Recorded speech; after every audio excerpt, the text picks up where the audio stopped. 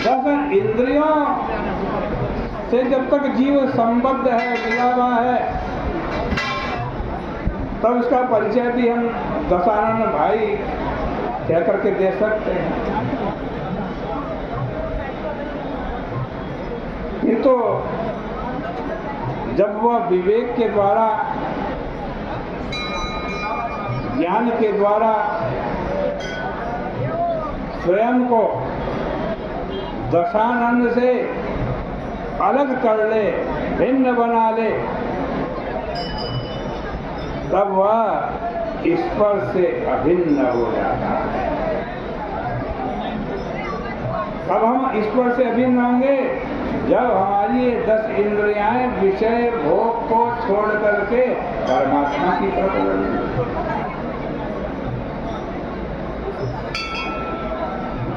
ये तो ज्ञान की दृष्टि से देखा।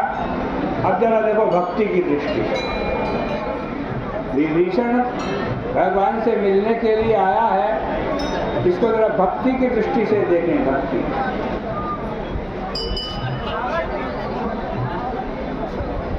भक्ति की दृष्टि से भी विभीषण के आगमन पर प्रश्न करना अनुचित है।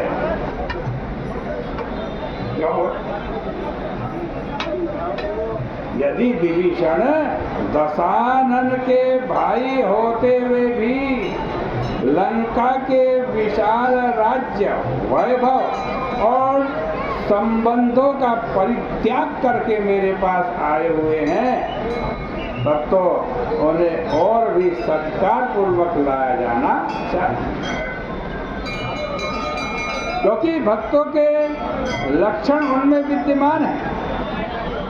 महर्षि वाल्मीकि ने प्रभु के निवास के लिए, प्रभु आपके हृदय में रहे उसके लिए 14 प्रकार के भक्तों के हृदय का वर्णन किया है। 14 प्रकार के जो भक्त होते हैं उनके हृदय में भगवान निवास करते हैं।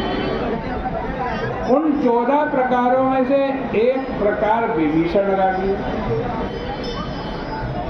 क्या है कि जाति पाति धन धर्म बढ़ाई, जाति पाति धन धर्म बढ़ाई, प्रिय परिवार सघन सुखदाई, प्रिय परिवार सदन सुखदाई, सब तज तुम्हारी रहाई और लाई, सब तज तुम्हारी रहाई और लाई, के हृदय बसहु रघुराई, के हृदय बसहु रघुराई।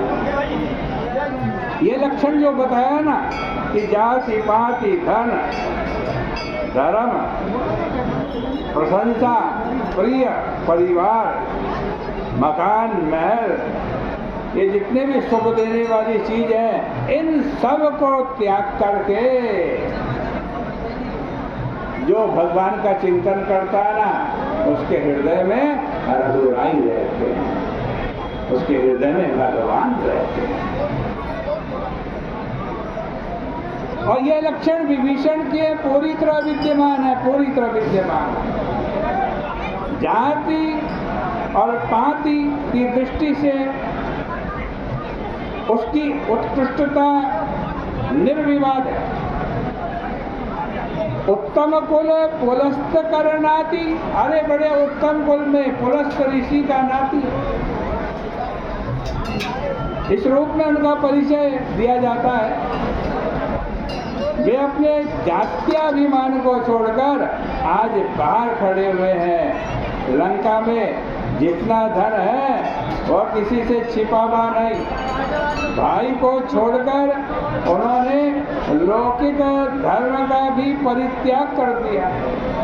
यदि उन्होंने बड़प्पन का त्याग न किया होता तो बिना निमंत्रण के कैसे चले आते। बिना निमंत्रण के पहुंचे हैं विभीषण। वे रावण ही नहीं, अपने सारे प्रिय परिवार को छोड़ करके अपरिचितों के बीच में चले आने में संकुचित नहीं है। प्रभु का तात्पर्य यह था कि ऐसे सर्वत्यागी को बाहर खड़े रखना कहाँ तक उपयुक्त है सुग्रीव, कहाँ तक उपयुक्त है। अब कर्मशास्त्र की दृष्टि से देखो, कर्मशास्त्र की दृष्टि से प्रत्येक व्यक्ति अपने कर्मों का परिणाम भोगता है। जो करोगे उसका परिणाम अवश्यमेव भोक्तव्यम, कृतम कर्म शुभाशुभम। शुभ अशुभ जो भी कर्म करते हो उसका फल भोगना ही पड़ता है।